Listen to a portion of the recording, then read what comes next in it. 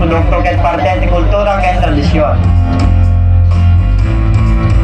Bukod sa pagiging paboritong sangkap sa pagluluto, ang halamang gabi ay may pambihirang katangian na nagbibigay enerhiya at tulong sa pagbabaguti ng kalusugan. Sa bawat kagat, ito ay hindi lamang nagbibigay kasiyahan sa panlasa, kundi pati na rin sa ating kalusugan.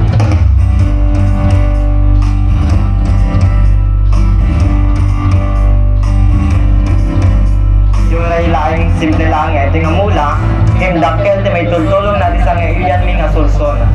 Dahil ito hindi panakkel mi nga mula, abad daludal. Solsona has long searched for its own prized victory in Tanon. It has faced its share of setbacks on the competition stage. But just as their land rewards those who nurture it with patience and hard work, could this finally be the year their